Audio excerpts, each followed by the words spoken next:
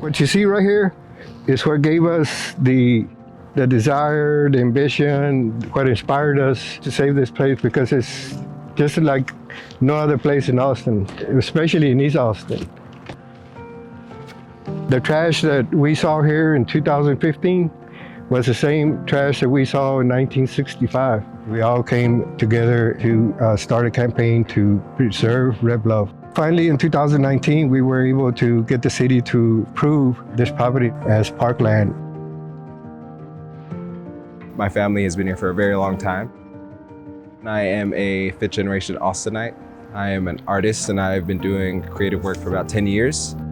Public art is a great way to promote environmental awareness. A lot of people who come by and see this mural probably don't even have any idea what Red Bluff is. My real hope is that when people pass by, they get inspired, not only by the artwork, but like inspired, to learn about their community and its history, and learn about, the beautiful places like Red Bluff that we have like right in our backyard that people don't even know about.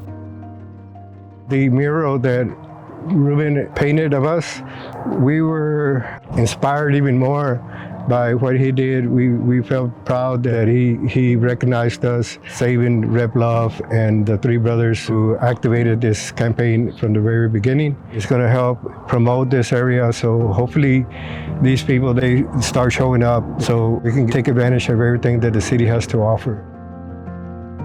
What people fail to realize is that it's really people of color who have taken the step about protecting the environment. And we need to make sure that you know the history that's never forgotten.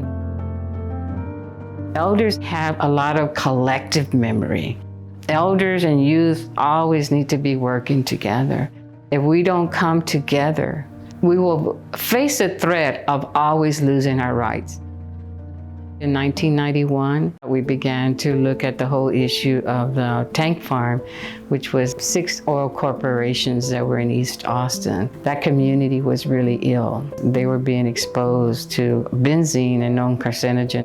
Kids were playing in that water, not knowing that it was contaminated. So they were kind of like the canaries in the minefields, not knowing that fumes were just going out into the community. Our family was dispersed throughout all of East Austin. It didn't matter what we were fighting, there was a family member near it. Our neighborhood was supposed to be a good gardening area.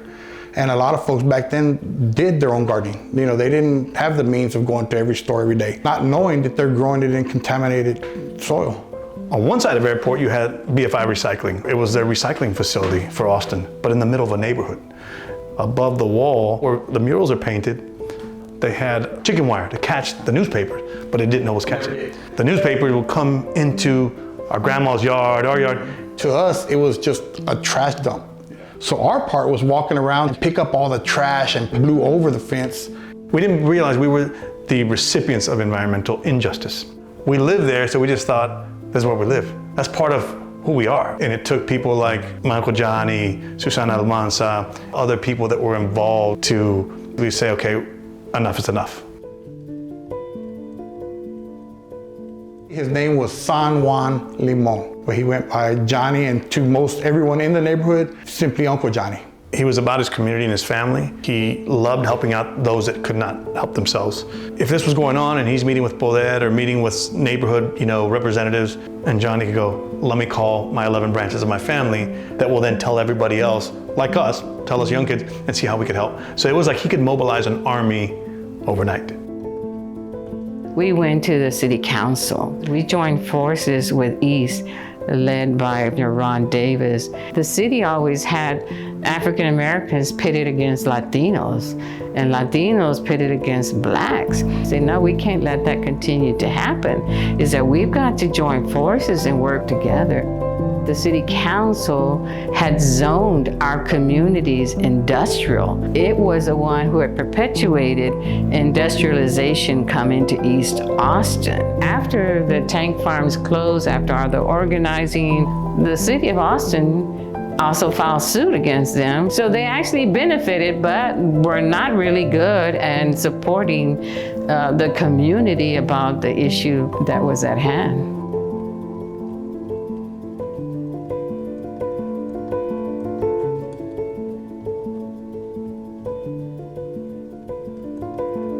I found out that they were gonna build a tank farm right across the street, and the first thing I said was, no, this is not gonna happen near my community. We all recognize that the city is growing, but it has to be done responsibly. And it has to be done with communities put first, not last. All we're asking is for the city to conduct an assessment and notify people in accordance with the law.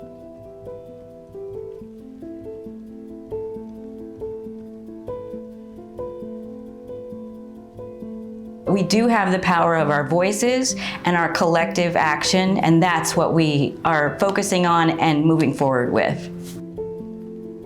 It's wild that, in 2022, we're seeing this repeat of environmental racism. And as part of my role, I run kind of like the communication side of it. I've been, running our social media, our newsletter, and also our organizing. So through Action Network, mobilizing folks to, show up at City Council, to sign our petition, to donate, and to help our lawsuit.